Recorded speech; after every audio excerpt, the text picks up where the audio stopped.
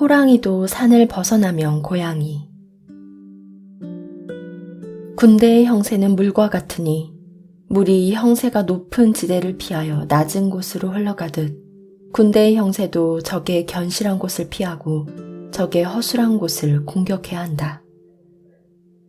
물은 땅으로 말미암아 그 흐름을 제어하고 군대는 적의 상황에 따라 승리하는 방법을 제어하여 변화를 꾀해야 한다. 역경에 보면 정비된 적을 공격하는 것이 곤란할 때는 먼저 피하고 적을 공경에 빠뜨리는 방법을 강구한 후 소멸시키면 된다는 말이 적혀 있다. 후양왕의 사령관인 왕경이는 틀만의 보병을 이끌고 하북성 용양의 북쪽 해안을 점거하고 진나라를 칠 준비를 하고 있었다. 그들의 깃발은 하늘을 가리고 칼날은 햇빛을 받아 번쩍여 그 위풍이 대단했다. 진왕과 노장 주덕이는 1만도 안 되는 기병을 이끌고 강의 남쪽 해안에 주둔해 있었다. 진왕은 젊고 기백이 왕성하여 일당백의 정신으로 싸우면 승리할 것이라며 강을 건너 공격하려 하자 주덕이가 반대하며 나섰다. 공격을 보류하십시오, 폐하.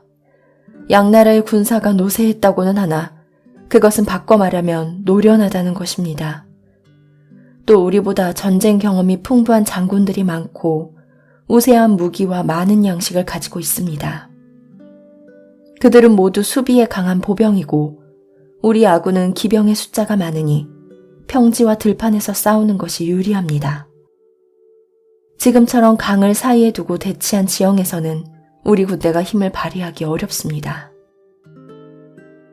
진왕은 주덕위의 말이 옳다고 여기고 그에게 군대를 주어 지휘하게 했다. 그러자 주덕이는 군대를 이끌고 지형이 평평하고 넓게 트인 고읍 부근으로 갔다. 그런 후 300기병을 강 맞은편에 배치시켜 양나라 군사들에게 활을 돋운 후 강을 건너오게 만들고 자신은 3천 군마를 거느리고 진지 뒤에 숨어 때를 기다리고 있었다. 양나라의 대장 왕경이는 진나라군이 부하를 돋우자 예상대로 벌컥 노하여 전군에 출동 명령을 내렸다. 그는 몸소 수만 인마를 이끌고 배를 이어 다리를 만들고는 강을 건넜다.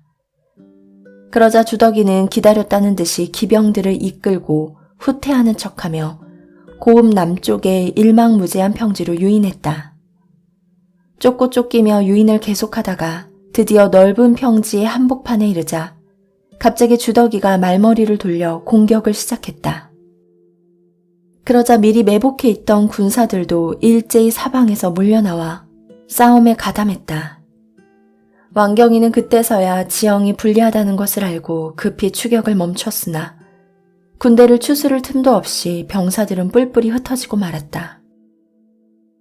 결국 양나라 군대는 숫자가 훨씬 많으면서도 적은 숫자의 진나라 병사들에게 무참히 당하고 말았다. 진나라 주덕이 장군은 싸움을 승리로 이끈 뒤 이렇게 말했다. 맹호가 아무리 강해도 깊은 산을 벗어나면 힘을 못 쓰는 법이니 결국 우리가 승리한 것이다. 맹호는 결국 자기에게 유리한 곳으로 적을 유인해낸 다음 그의 허점을 노려 공략한 끝에 승리를 얻어냈던 것이다.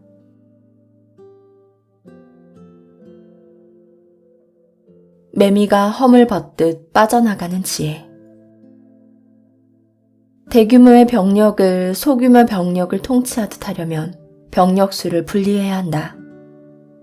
대규모 병력이 전투를 하는 데 있어서 적은 병력의 싸움처럼 하게 하려면 깃발과 같은 신호나 악기 소리 같은 것으로 군대를 효율적으로 지휘하는 것이 중요하다.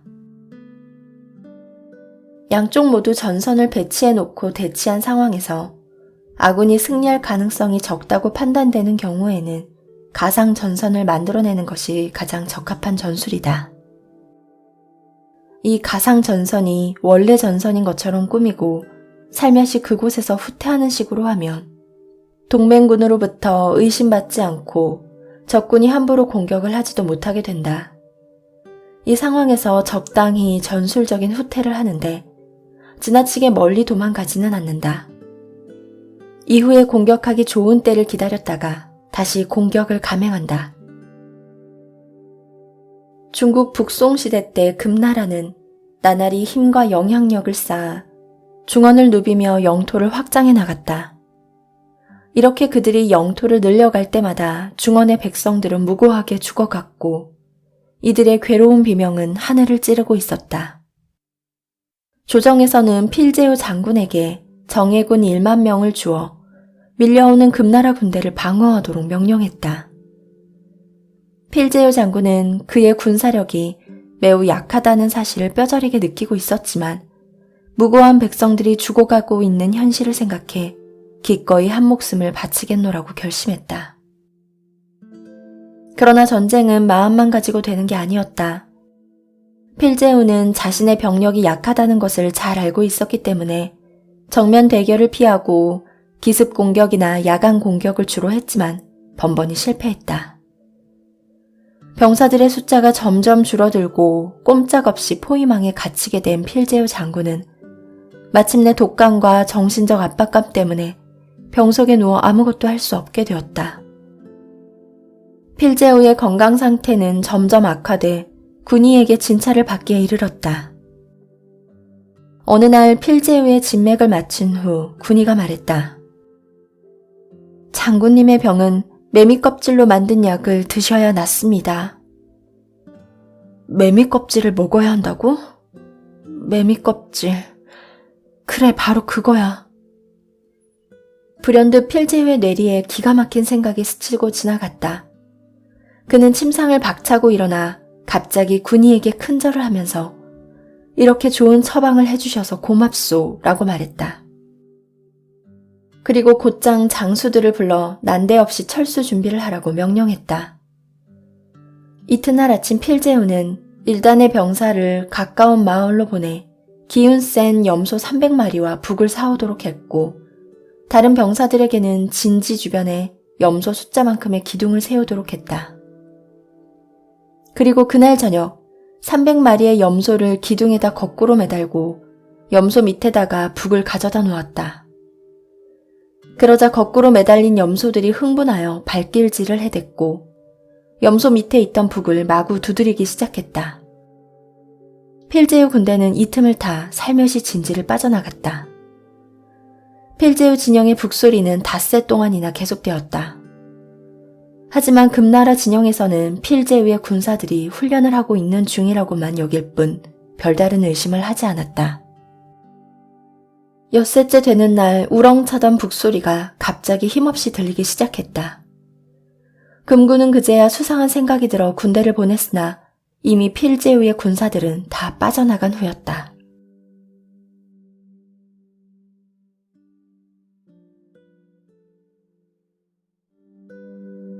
먼저 풀을 베어 뱀을 놀라게 하라. 적이 가까이에 있으면서 움직이지 않는 것은 험한 주변의 지세를 믿기 때문에 그걸 미끼로 아군을 유인하기 위한 술책인 것이다. 적의 주력 부대가 멀리 있는데도 불구하고 소규모 부대로 공격하는 것은 아군의 진격을 유도하려는 것이다. 적이 높은 곳에 주둔하지 않고 평평한 장소에 있는 것은 얻을 수 있는 이득이 있기 때문이다. 병법 중에 작은 행동을 먼저 보여주어 상대방으로 하여금 겁을 먹고 경계하도록 만드는 전술이 있다. 이 전술을 달리 말하면 마음속에 자그마한 의혹이라도 있으면 적의 형세를 자세히 조사하여 완전히 파악한 후에 행동을 취해야 한다는 뜻이다. 그러므로 되풀이하여 정찰하는 것이 적의 음모를 알 수 있는 가장 효과적인 방법인 것이다. 중국 명나라 말기인 1642년의 일이다. 부패한 정치에 항거하여 농민 반란을 일으킨 이자성은 군대를 파병해 개봉이라는 곳을 포위했다. 이를 안 조정에서는 급히 양문학, 좌령옥 등의 장군에게 20만 관군을 주어 개봉에 집결시켰다. 이에 이자성은 여러 장군을 소집해 대책을 상의했다. 회의 끝에 이자성은 쇠와 쇠가 부딪히면 소리만 요란했지 결론이 쉽게 나지 않을 것이라고 판단하고 뱀을 잡기 위해 먼저 풀을 베어 놀라게 만드는 전술을 쓰기로 했다. 즉 이 전술은 적에게 먼저 겁을 주어 아군이 강하다는 생각을 갖게 하는 것이었다. 한편 광군대장 양문학은 기세를 제압하기 위해 이자성의 진영에 이틀 동안 포탄을 들이부었다. 그러나 이자성의 군대는 아무런 피해도 입지 않았다. 이자성이 거짓 진지를 만들어 놓고 군사들과 함께 다른 곳으로 몸을 피했기 때문이었다. 이제 양문학은 포탄도 떨어지고 더구나 이자성의 포위망 안에 갇힌 꼴이 되고 말았다. 좌량욱 역시 양문학과 똑같은 전술을 써서 잡기 위해 먼저 좌량욱 군대와 인접해 있는 호대위라는 광군 장군의 진지를 공격했다. 이자성의 정예 군사들은 야음을 틈타 호대위 진지를 쑥밭으로 만들어버렸다. 그러자 호대위는 밤을 틈타 급히 도망가고 호대위가 참패했다는 소식이 전해지자 좌량옥은 크게 놀라 겁을 집어먹었다. 이로써 좌량옥과 양문학은 완전히 이자성의 포위망에 갇히게 되었다. 이제 광군은 자기 손아귀에 있다고 생각한 이자성은 군사들에게 이렇게 명령했다. 공격은 하지 말고 북을 울리고 나팔을 불며 공격하는 척만 하라. 마침내 북이 울리고 나팔 소리가 천지를 뒤흔드는 듯 요란했다. 그러자 며칠째 군량 및 공급이 끊겨 사기가 떨어진 양문학과 좌량옥의 광군들은 질에 겁을 먹고 싸움할 생각도 않은 채 포위망을 뚫으려고 흩어졌다. 이때 이자성은 도망가는 광군을 추격하지 않고 오히려 빠져나갈 길을 터주었다. 미리 퇴로를 예상해 깊은 함정을 파두었기 때문에 애써 쫓을 필요가 없었던 것이다. 잠시 후 이자성의 군대는 함정 앞에 이르러 광군 수만 명을 포로로 잡고 포차와 병기를 노획했고 그 후 이자성의 부대는 더욱 강대해졌다. 이 전투에서 이자성은 눈앞의 적인 양문학과 좌량옥을 직접 치지 않고 오히려 그들의 후미에 있는 호대의 군대를 공격함으로써 승리를 거둘 수 있었다. 이것이 바로 뱀을 잡기 위해 풀을 먼저 베어 뱀이 겁을 먹게 만든 전술이었다.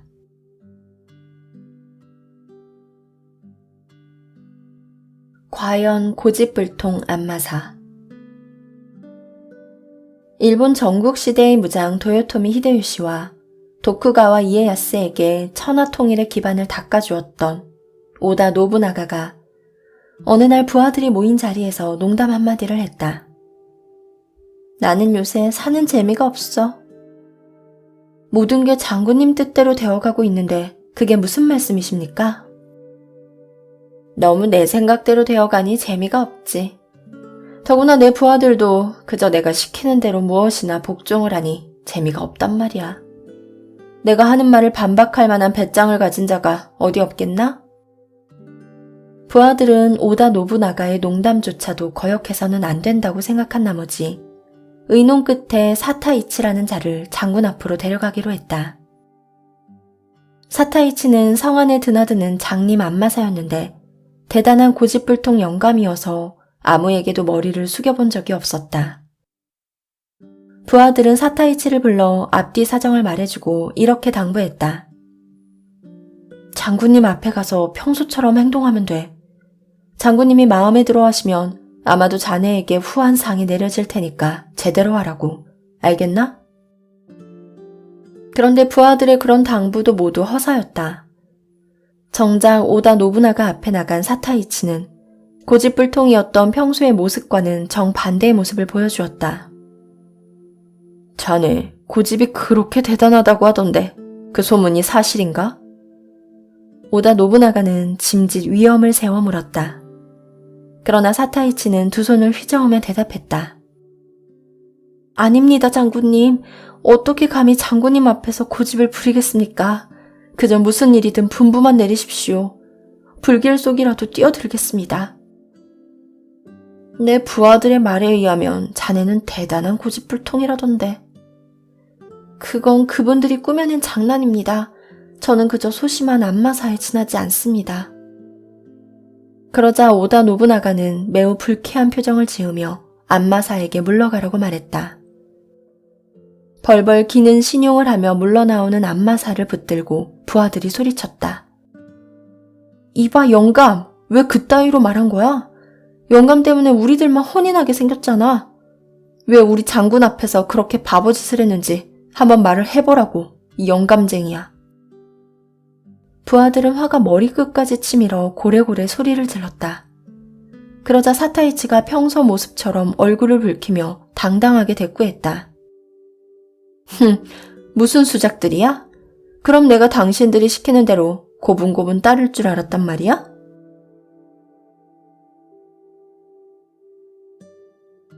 고갯짓 하나에 패한 나폴레옹.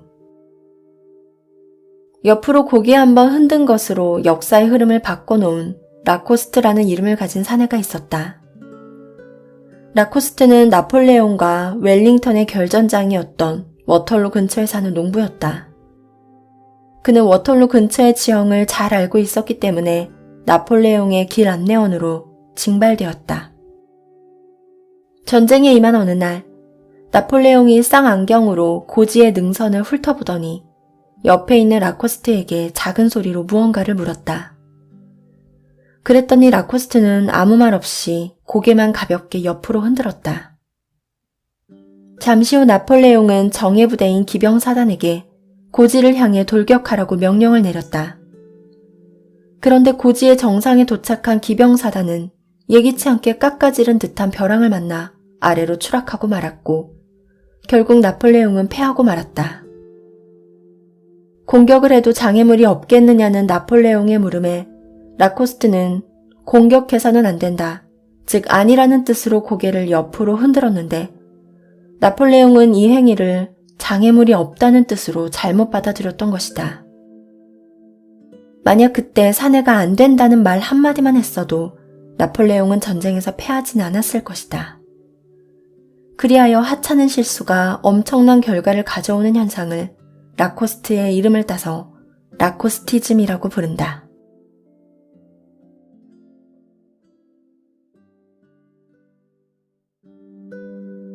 화났을 때는 아무것도 결정하지 마라. 이롭지 않으면 움직이지 않고 얻는 것이 없으면 병사를 쓰지 않으며 위태롭지 않으면 싸우지 않는다. 군주는 한때의 노여움 때문에 군대를 일으키지 않고 장수는 성난다고 해서 전투를 해서는 안 된다. 역사상 가장 많은 면적의 땅을 정복했던 몽고의 영웅 징기스칸이 어느 날 몇 명의 부하들과 평소에 잘 훈련시킨 매를 데리고 사냥에 나섰다. 징기스칸의 매는 특별한 훈련을 받았기 때문에 주인의 명령을 다 알아듣는 것은 물론이고 사냥에 나가서는 스스로 하늘 높이 날아올라 사냥감이 어디 있는지 신호를 보낼 만큼 영리했다. 그런데 그날은 어찌된 영문인지 사냥감이 쉬 눈에 띄지 않더니만 결국 토끼 한 마리를 잡고 사냥을 끝내게 되었다. 징기스칸은 먼저 부하들을 보내고 자신은 오래전부터 알고 있던 지름길을 택해 돌아오기로 했다. 그런데 그 지름길은 가파른 언덕들이 많아서 징기스칸은 금방 목이 말랐다. 그렇지만 가뭄이 계속되던 산중에는 물이 있을 만한 곳이 없었다. 그때 칭기즈칸은 언젠가 보아두었던 샘물 하나를 생각해내고는 그쪽으로 걸음을 옮겼다. 잠시 후 샘에 도착하기는 했지만 그곳도 가뭄 때문에 물이 겨우 한 방울씩 떨어지고 있었다. 징기즈칸은 자신의 은잔을 꺼내 물을 받기 시작했다. 그러나 물 한 잔을 채우는 데는 시간이 무척 오래 걸렸다. 겨우 물이 다 채워져 잔으로 입을 가져가는 순간 그때 갑자기 어디선가 강한 바람이 불어와 그만 잔을 떨어뜨리고 말았다. 갑자기 웬 바람이지? 징기스칸은 깜짝 놀라 주위를 둘러보았다. 그런데 이게 어찌된 일인가? 바람을 일으킨 것은 다름 아닌 자신이 데리고 온 매였다. 저 녀석이 무슨 급한 일이 있었나 보군. 징기즈칸은 그렇게 가볍게 넘기고 잔을 주워 다시 물을 받기 시작했다. 그런데 점점 더 갈증을 느낀 그는 물이 잔에 가득 찰 때까지 기다리지 않고 반쯤 채워지자 입으로 가져가 마시려고 했다.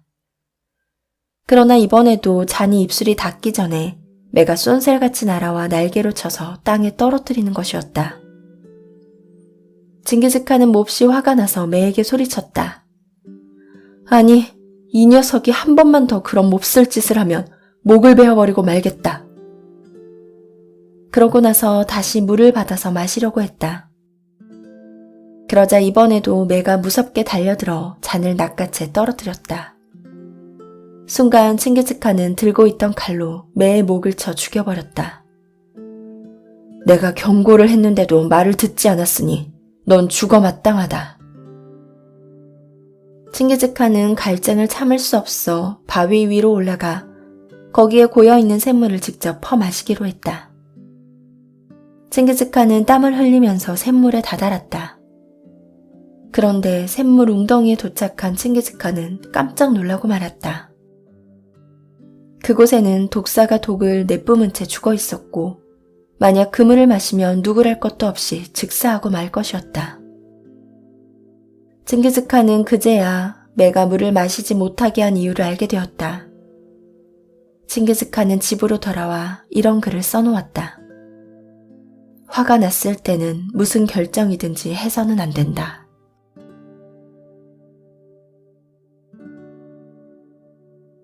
물고기를 잡으려면 먼저 물을 흐려라. 중국 삼국시대 때의 일이다. 후한말 군웅의 한 사람인 원소는 홍구강 북쪽에 자리하고 있는 양무에서 그의 10만 대군과 집결했다. 이에 반해 강의 남쪽에는 위나라 조조가 이끄는 5만 대군이 강남의 관도를 지키기 위해 집결해 있었다. 강 양변은 마치 그들의 전쟁을 세상에 알리기라도 하듯 양군의 깃발이 살림을 이루었으며 북소리와 나팔 소리는 고막이 터질 듯하였다. 양군은 그렇게 3개월 동안이나 대치하고 있었다. 수적으로나 질적으로 우세한 병력을 가졌던 탓인지 원소는 자만심으로 넘쳤고 즉시 공격할 수 있는 준비태세를 갖추기 시작했다. 우선 병력을 나눠 최소 1만 개의 마차분에 해당하는 식량을 진지로부터 약 20km 북쪽에 있는 오소에 비축하도록 명령했다. 또한 순우경에게 병사 1만 명을 주어 식량 운송을 엄호하도록 했다. 이에 반해 조조는 자신의 군사력이 약하다고 생각했고 식량 또한 충분하지 않다고 생각했다. 게다가 강력한 군대와 맞서 있다는 사실만으로도 그의 마음은 어지럽기 짝이 없었다. 그러던 중 원소의 고문이었던 허유가 조조에게 기순해 오게 되었다. 조조는 너무 기뻐서 맨발로 마중을 나갔다. 기순한 허유는 조조에게 원소가 오소에 식량을 비축하고 있다는 사실을 알려주면서 그 근본부터 공격할 수 있는 계략을 제시했다. 우선 오소에 있는 식량 창고를 태워버려야 합니다. 나도 그건 알고 있소만 오소는 워낙 철통 같은 수비를 하고 있으니 그게 문제지요. 좋은 묘책이 없겠습니까? 이런 말이 있지요. 물고기를 잡으려면 먼저 물을 흐려라. 즉 여기저기 혼란스럽게 공격을 함으로써 승리를 쟁취할 수 있다는 말입니다. 그 이야기를 들은 조조는 손뼉을 치며 기뻐했다. 그날 밤 조조는 허유가 일러준 대로 5천의 기병대를 원소군의 복장으로 위장하고 원소군의 군량미가 비축되어 있는 오소로 들어갔다. 조조군의 선봉에는 원소군의 깃발이 나부끼고 있었기에 조조군은 무사히 원소군의 관문을 통과할 수 있었다. 최전방까지 무사히 통과한 조조의 기병대는 채찍질을 가하며 전력으로 오소를 향해 질주하기 시작했다. 오소에 도착하니 병영안은 적막에 쌓여 있었다. 조조는 재빨리 병사들에게 곡물 창고와 진지를 포위하라고 명령했다. 그리고 조조의 신호에 맞춰 일사불란하게 수천 개의 횃불이 곡물 창고를 향해 빗발처럼 던져졌다. 어둠은 일시에 화염으로 휩싸였고 빨간 불길이 하늘을 삼키듯 솟아올랐다. 그러자 조조는 혼란에 휩싸인 상황을 틈타 그의 기병을 인솔하여 적의 반 이상을 전멸시켰다. 뜻밖의 화재로 인해 원소군의 식량은 삽시간에 다 타버렸다. 적이 아군과 적군도 몰라보는 혼란한 틈을 타서 전쟁을 승리로 이끌고 군량미도 불태울 수 있었던 것이다.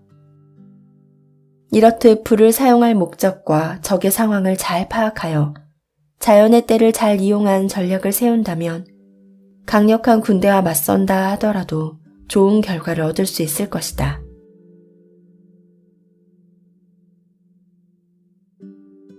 (5월) 동주의 유래. 감히 문답하건대 아군의 군사를 소련처럼 움직일 수 있겠는가? 가능하다.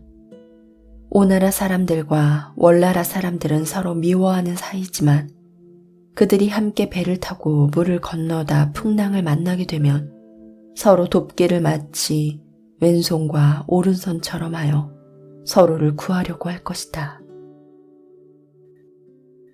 5월 동주라는 고사성어는 바로 이 대목에서 유래되었다. 춘추시대 후기 오나라와 월나라는 양자강 하류의 남방에서 세력을 키운 신흥 국가였다. 두 나라의 싸움에서 오왕 함녀가 부상당해 죽은 것을 계기로 20여 년에 걸친 복수전을 펼쳤고 거기서 와신상담의 고사가 나올 정도로 서로 철천지 원수지간이었다. 이러한 사정을 잘 알고 있는 오나라의 손무는 자신의 저서 손자병법에 이렇게 적고 있다.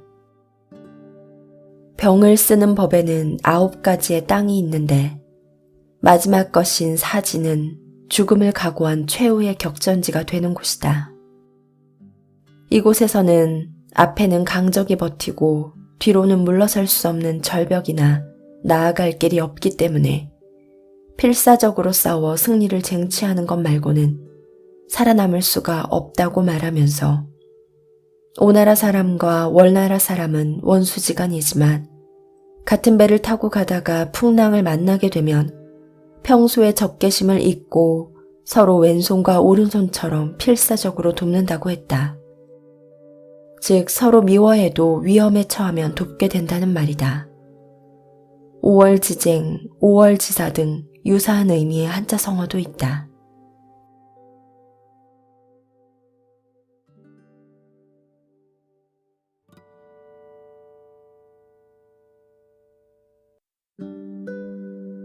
호랑이도 산을 벗어나면 고양이. 군대의 형세는 물과 같으니 물이 형세가 높은 지대를 피하여 낮은 곳으로 흘러가듯 군대의 형세도 적의 견실한 곳을 피하고 적의 허술한 곳을 공격해야 한다.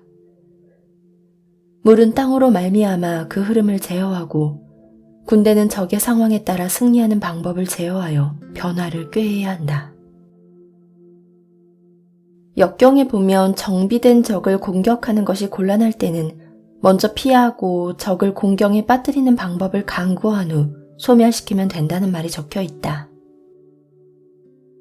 후양왕의 사령관인 왕경이는 틀만의 보병을 이끌고 하북성 용양의 북쪽 해안을 점거하고 진나라를 칠 준비를 하고 있었다.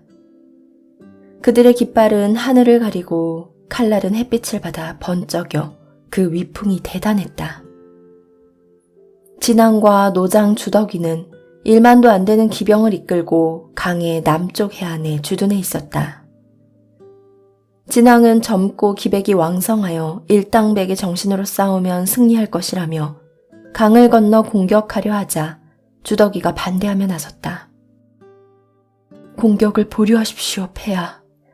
양나라의 군사가 노쇠했다고는 하나 그것은 바꿔 말하면 노련하다는 것입니다. 또 우리보다 전쟁 경험이 풍부한 장군들이 많고 우세한 무기와 많은 양식을 가지고 있습니다. 그들은 모두 수비에 강한 보병이고 우리 아군은 기병의 숫자가 많으니 평지와 들판에서 싸우는 것이 유리합니다. 지금처럼 강을 사이에 두고 대치한 지형에서는 우리 군대가 힘을 발휘하기 어렵습니다. 진왕은 주덕위의 말이 옳다고 여기고 그에게 군대를 주어 지휘하게 했다. 그러자 주덕위는 군대를 이끌고 지형이 평평하고 넓게 트인 고읍 부근으로 갔다. 그런 후 300기병을 강 맞은편에 배치시켜 양나라 군사들에게 활을 돋운 후 강을 건너오게 만들고 자신은 3천 군마를 거느리고 진지 뒤에 숨어 때를 기다리고 있었다. 양나라의 대장 왕경이는 진나라군이 부하를 돋우자 예상대로 벌컥 노하여 전군에 출동 명령을 내렸다. 그는 몸소 수만 인마를 이끌고 배를 이어 다리를 만들고는 강을 건넜다. 그러자 주덕이는 기다렸다는 듯이 기병들을 이끌고 후퇴하는 척하며 고읍 남쪽의 일망무제한 평지로 유인했다. 쫓고 쫓기며 유인을 계속하다가 드디어 넓은 평지의 한복판에 이르자 갑자기 주덕이가 말머리를 돌려 공격을 시작했다. 그러자 미리 매복해 있던 군사들도 일제히 사방에서 몰려나와 싸움에 가담했다. 왕경이는 그때서야 지형이 불리하다는 것을 알고 급히 추격을 멈췄으나 군대를 추스를 틈도 없이 병사들은 뿔뿔이 흩어지고 말았다. 결국 양나라 군대는 숫자가 훨씬 많으면서도 적은 숫자의 진나라 병사들에게 무참히 당하고 말았다. 진나라 주덕이 장군은 싸움을 승리로 이끈 뒤 이렇게 말했다.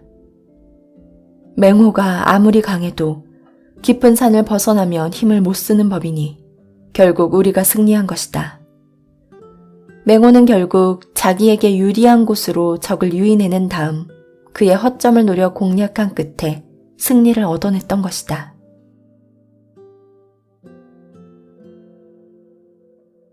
매미가 험을 벗듯 빠져나가는 지혜.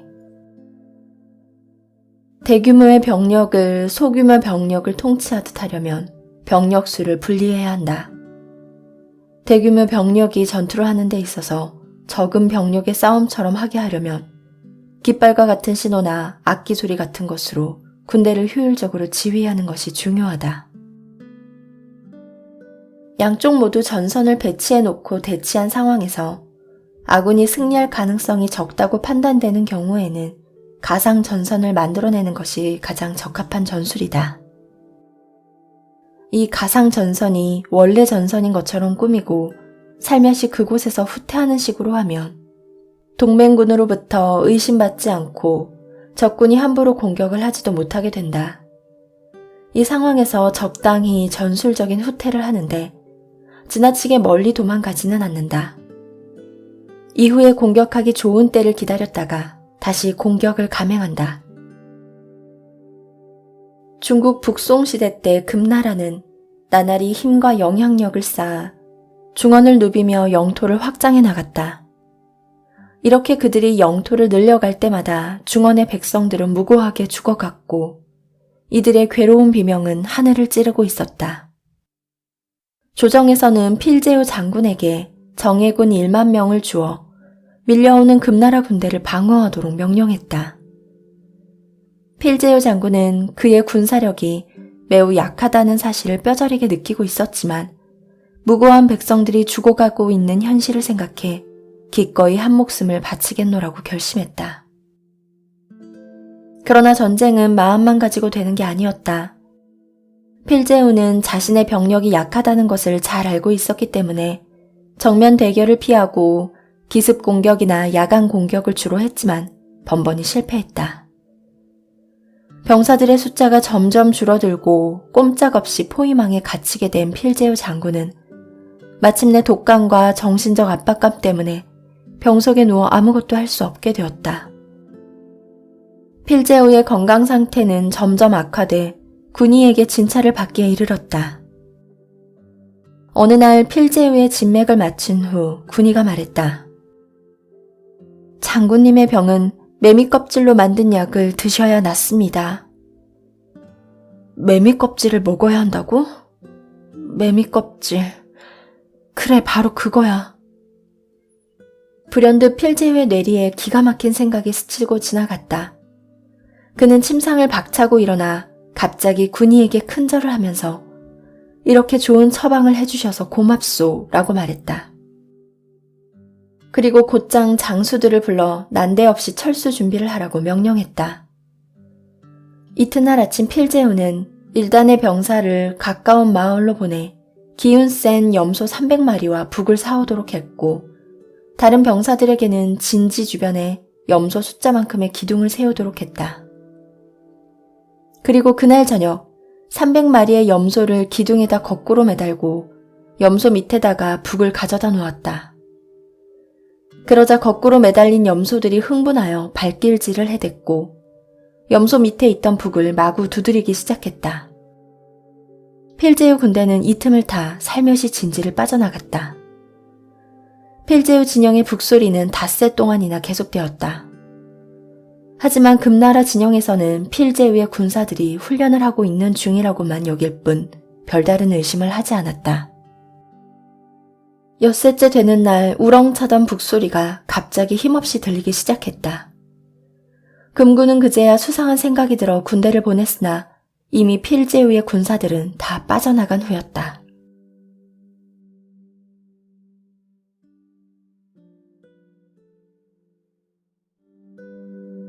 먼저 풀을 베어 뱀을 놀라게 하라. 적이 가까이에 있으면서 움직이지 않는 것은 험한 주변의 지세를 믿기 때문에 그걸 미끼로 아군을 유인하기 위한 술책인 것이다.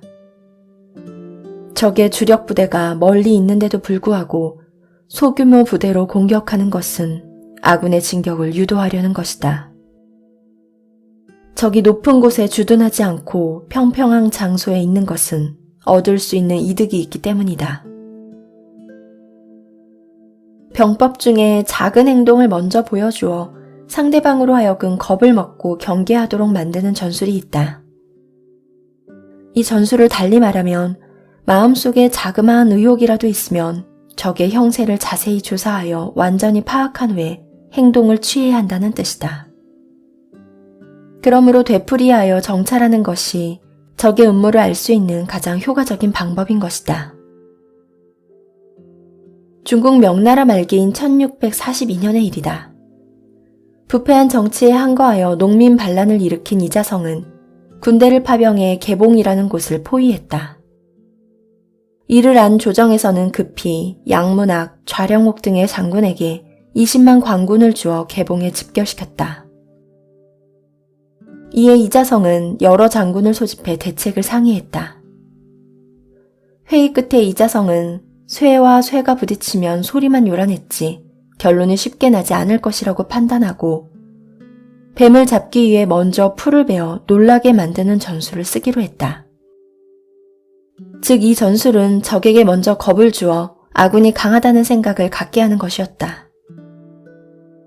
한편 관군대장 양문학은 기세를 제압하기 위해 이자성의 진영에 이틀 동안 포탄을 들이부었다. 그러나 이자성의 군대는 아무런 피해도 입지 않았다. 이자성이 거짓 진지를 만들어 놓고 군사들과 함께 다른 곳으로 몸을 피했기 때문이었다. 이제 양문학은 포탄도 떨어지고 더구나 이자성의 포위망 안에 갇힌 꼴이 되고 말았다. 좌량옥 역시 양문학과 똑같은 전술을 써서 잡기 위해 먼저 좌량옥 군대와 인접해 있는 호대위라는 관군 장군의 진지를 공격했다. 이자성의 정예 군사들은 야음을 틈타 호대위 진지를 쑥밭으로 만들어버렸다. 그러자 호대위는 밤을 틈타 급히 도망가고 호대위가 참패했다는 소식이 전해지자 좌량옥은 크게 놀라 겁을 집어먹었다. 이로써 좌량옥과 양문학은 완전히 이자성의 포위망에 갇히게 되었다. 이제 관군은 자기 손아귀에 있다고 생각한 이자성은 군사들에게 이렇게 명령했다. 공격은 하지 말고 북을 울리고 나팔을 불며 공격하는 척만 하라. 마침내 북이 울리고 나팔 소리가 천지를 뒤흔드는 듯 요란했다. 그러자 며칠째 군량 및 공급이 끊겨 사기가 떨어진 양문학과 좌량옥의 관군들은 질에 겁을 먹고 싸움할 생각도 않은 채 포위망을 뚫으려고 흩어졌다. 이때 이자성은 도망가는 관군을 추격하지 않고 오히려 빠져나갈 길을 터주었다. 미리 퇴로를 예상해 깊은 함정을 파두었기 때문에 애써 쫓을 필요가 없었던 것이다. 잠시 후 이자성의 군대는 함정 앞에 이르러 관군 수만 명을 포로로 잡고 포차와 병기를 노획했고 그 후 이자성의 부대는 더욱 강대해졌다. 이 전투에서 이자성은 눈앞에 적인 양문학과 자량옥을 직접 치지 않고 오히려 그들의 후미에 있는 호대의 군대를 공격함으로써 승리를 거둘 수 있었다. 이것이 바로 뱀을 잡기 위해 풀을 먼저 베어 뱀이 겁을 먹게 만든 전술이었다.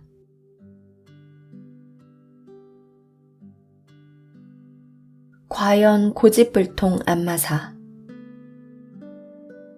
일본 전국시대의 무장 도요토미 히데요시와 도쿠가와 이에야스에게 천하 통일의 기반을 닦아주었던 오다 노부나가가 어느 날 부하들이 모인 자리에서 농담 한마디를 했다. 나는 요새 사는 재미가 없어. 모든 게 장군님 뜻대로 되어가고 있는데 그게 무슨 말씀이십니까? 너무 내 생각대로 되어가니 재미가 없지. 더구나 내 부하들도 그저 내가 시키는 대로 무엇이나 복종을 하니 재미가 없단 말이야. 내가 하는 말을 반박할 만한 배짱을 가진 자가 어디 없겠나?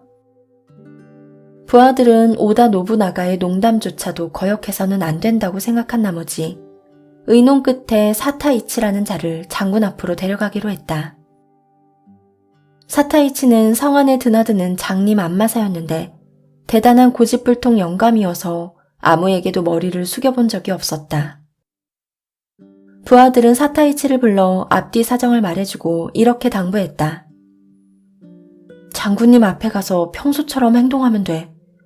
장군님이 마음에 들어 하시면 아마도 자네에게 후한 상이 내려질 테니까 제대로 하라고. 알겠나? 그런데 부하들의 그런 당부도 모두 허사였다. 정작 오다 노부나가 앞에 나간 사타이치는 고집불통이었던 평소의 모습과는 정반대의 모습을 보여주었다. 자네, 고집이 그렇게 대단하다고 하던데 그 소문이 사실인가? 오다 노부나가는 짐짓 위엄을 세워 물었다. 그러나 사타이치는 두 손을 휘저으며 대답했다. 아닙니다, 장군님. 어떻게 감히 장군님 앞에서 고집을 부리겠습니까? 그저 무슨 일이든 분부만 내리십시오. 불길 속이라도 뛰어들겠습니다. 내 부하들의 말에 의하면 자네는 대단한 고집불통이라던데. 그건 그분들이 꾸며낸 장난입니다. 저는 그저 소심한 안마사에 지나지 않습니다. 그러자 오다 노부나가는 매우 불쾌한 표정을 지으며 안마사에게 물러가라고 말했다. 벌벌 기는 신용을 하며 물러나오는 안마사를 붙들고 부하들이 소리쳤다. 이봐 영감, 왜 그따위로 말한 거야? 영감 때문에 우리들만 혼인하게 생겼잖아. 왜 우리 장군 앞에서 그렇게 바보짓을 했는지 한번 말을 해보라고, 이 영감쟁이야. 부하들은 화가 머리끝까지 치밀어 고래고래 소리를 질렀다.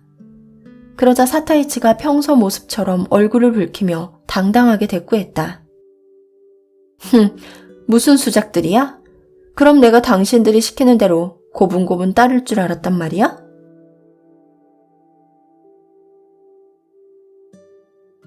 고갯짓 하나에 패한 나폴레옹.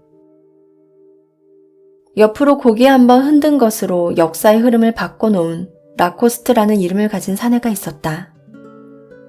라코스트는 나폴레옹과 웰링턴의 결전장이었던 워털루 근처에 사는 농부였다. 그는 워털루 근처의 지형을 잘 알고 있었기 때문에 나폴레옹의 길 안내원으로 징발되었다. 전쟁에 임한 어느 날 나폴레옹이 쌍안경으로 고지의 능선을 훑어보더니 옆에 있는 라코스트에게 작은 소리로 무언가를 물었다. 그랬더니 라코스트는 아무 말 없이 고개만 가볍게 옆으로 흔들었다. 잠시 후 나폴레옹은 정예부대인 기병사단에게 고지를 향해 돌격하라고 명령을 내렸다. 그런데 고지의 정상에 도착한 기병사단은 예기치 않게 깎아지른 듯한 벼랑을 만나 아래로 추락하고 말았고 결국 나폴레옹은 패하고 말았다. 공격을 해도 장애물이 없겠느냐는 나폴레옹의 물음에 라코스트는 공격해서는 안 된다, 즉 아니라는 뜻으로 고개를 옆으로 흔들었는데 나폴레옹은 이 행위를 장애물이 없다는 뜻으로 잘못 받아들였던 것이다. 만약 그때 사내가 안 된다는 말 한마디만 했어도 나폴레옹은 전쟁에서 패하진 않았을 것이다. 그리하여 하찮은 실수가 엄청난 결과를 가져오는 현상을 라코스트의 이름을 따서 라코스티즘이라고 부른다.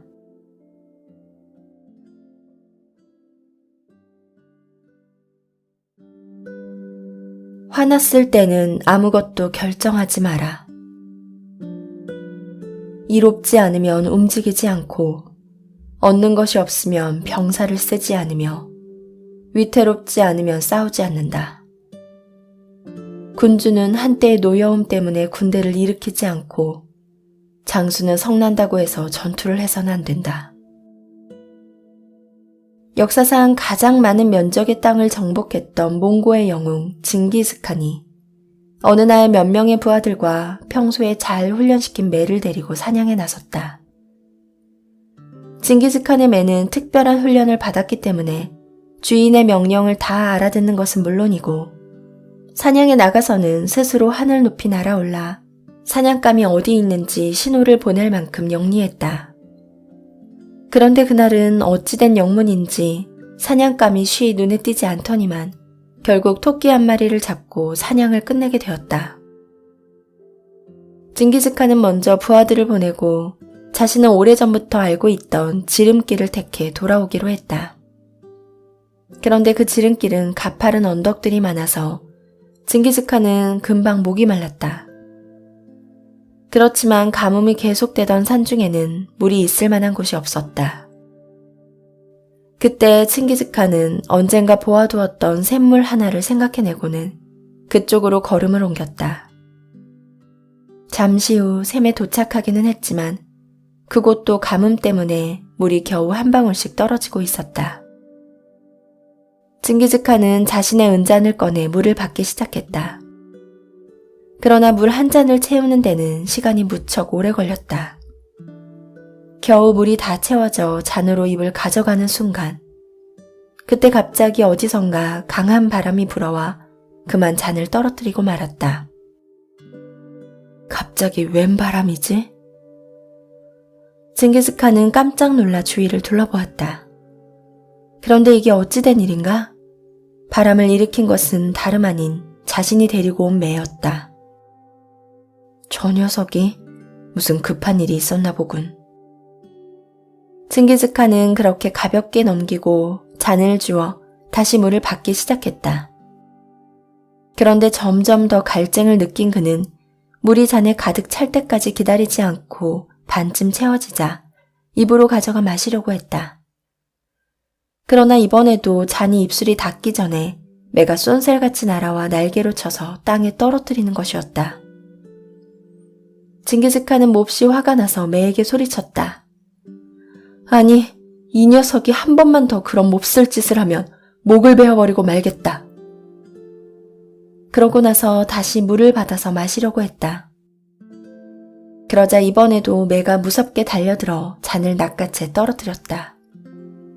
순간 칭기즈칸은 들고 있던 칼로 매의 목을 쳐 죽여버렸다.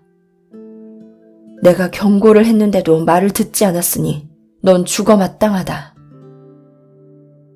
칭기즈칸은 갈증을 참을 수 없어 바위 위로 올라가 거기에 고여있는 샘물을 직접 퍼 마시기로 했다. 칭기즈칸은 땀을 흘리면서 샘물에 다다랐다. 그런데 샘물 웅덩이에 도착한 칭기즈칸은 깜짝 놀라고 말았다. 그곳에는 독사가 독을 내뿜은 채 죽어 있었고 만약 그 물을 마시면 누구랄 것도 없이 즉사하고 말 것이었다. 징기즈칸은 그제야 매가 물을 마시지 못하게 한 이유를 알게 되었다. 징기즈칸은 집으로 돌아와 이런 글을 써놓았다. 화가 났을 때는 무슨 결정이든지 해서는 안 된다.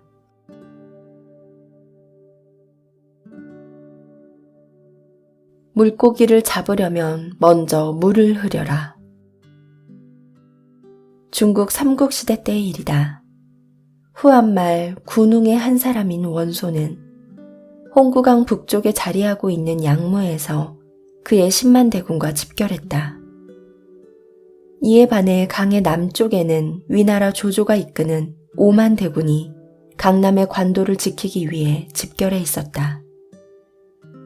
강 양변은 마치 그들의 전쟁을 세상에 알리기라도 하듯 양군의 깃발이 살림을 이루었으며 북소리와 나팔 소리는 고막이 터질 듯하였다. 양군은 그렇게 3개월 동안이나 대치하고 있었다. 수적으로나 질적으로 우세한 병력을 가졌던 탓인지 원소는 자만심으로 넘쳤고 즉시 공격할 수 있는 준비태세를 갖추기 시작했다. 우선 병력을 나눠 최소 1만 개의 마차분에 해당하는 식량을 진지로부터 약 20km 북쪽에 있는 오소에 비축하도록 명령했다. 또한 순우경에게 병사 1만 명을 주어 식량 운송을 엄호하도록 했다. 이에 반해 조조는 자신의 군사력이 약하다고 생각했고 식량 또한 충분하지 않다고 생각했다. 게다가 강력한 군대와 맞서 있다는 사실만으로도 그의 마음은 어지럽기 짝이 없었다. 그러던 중 원소의 고문이었던 허유가 조조에게 기순해 오게 되었다. 조조는 너무 기뻐서 맨발로 마중을 나갔다. 기순한 허유는 조조에게 원소가 오소에 식량을 비축하고 있다는 사실을 알려주면서 그 근본부터 공격할 수 있는 계략을 제시했다. 우선 오소에 있는 식량 창고를 태워버려야 합니다. 나도 그건 알고 있소만 오소는 워낙 철통 같은 수비를 하고 있으니 그게 문제지요. 좋은 묘책이 없겠습니까? 이런 말이 있지요. 물고기를 잡으려면 먼저 물을 흐려라. 즉 여기저기 혼란스럽게 공격을 함으로써 승리를 쟁취할 수 있다는 말입니다. 그 이야기를 들은 조조는 손뼉을 치며 기뻐했다. 그날 밤 조조는 허유가 일러준 대로 5천의 기병대를 원소군의 복장으로 위장하고 원소군의 군량미가 비축되어 있는 오소로 들어갔다. 조조군의 선봉에는 원소군의 깃발이 나부끼고 있었기에 조조군은 무사히 원소군의 관문을 통과할 수 있었다. 최전방까지 무사히 통과한 조조의 기병대는 채찍질을 가하며 전력으로 오소를 향해 질주하기 시작했다. 오소에 도착하니 병영 안은 적막에 쌓여 있었다. 조조는 재빨리 병사들에게 곡물 창고와 진지를 포위하라고 명령했다. 그리고 조조의 신호에 맞춰 일사불란하게 수천 개의 횃불이 곡물 창고를 향해 빗발처럼 던져졌다. 어둠은 일시에 화염으로 휩싸였고 뻘건 불길이 하늘을 삼키듯 솟아올랐다. 그러자 조조는 혼란에 휩싸인 상황을 틈타 그의 기병을 인솔하여 적의 반 이상을 전멸시켰다. 뜻밖의 화재로 인해 원소군의 식량은 삽시간에 다 타버렸다. 적이 아군과 적군도 몰라보는 혼란한 틈을 타서 전쟁을 승리로 이끌고 군량미도 불태울 수 있었던 것이다. 이렇듯 불을 사용할 목적과 적의 상황을 잘 파악하여 자연의 때를 잘 이용한 전략을 세운다면 강력한 군대와 맞선다 하더라도 좋은 결과를 얻을 수 있을 것이다.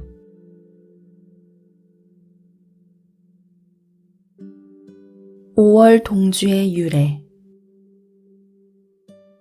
감히 문답하건대 아군의 군사를 소련처럼 움직일 수 있겠는가? 가능하다. 오나라 사람들과 월나라 사람들은 서로 미워하는 사이지만 그들이 함께 배를 타고 물을 건너다 풍랑을 만나게 되면 서로 돕기를 마치 왼손과 오른손처럼 하여 서로를 구하려고 할 것이다. 5월 동주라는 고사성어는 바로 이 대목에서 유래되었다. 춘추시대 후기 오나라와 월나라는 양자강 하류의 남방에서 세력을 키운 신흥 국가였다. 두 나라의 싸움에서 오왕 함녀가 부상당해 죽은 것을 계기로 20여 년에 걸친 복수전을 펼쳤고 거기서 와신상담의 고사가 나올 정도로 서로 철천지 원수지간이었다. 이러한 사정을 잘 알고 있는 오나라의 손무는 자신의 저서 손자병법에 이렇게 적고 있다. 병을 쓰는 법에는 9가지의 땅이 있는데 마지막 것인 사지는 죽음을 각오한 최후의 격전지가 되는 곳이다. 이곳에서는 앞에는 강적이 버티고 뒤로는 물러설 수 없는 절벽이나 나아갈 길이 없기 때문에 필사적으로 싸워 승리를 쟁취하는 것 말고는 살아남을 수가 없다고 말하면서 오나라 사람과 월나라 사람은 원수지간이지만 같은 배를 타고 가다가 풍랑을 만나게 되면 평소의 적개심을 잊고 서로 왼손과 오른손처럼 필사적으로 돕는다고 했다. 즉 서로 미워해도 위험에 처하면 돕게 된다는 말이다. 5월지쟁, 5월지사 등 유사한 의미의 한자 성어도 있다.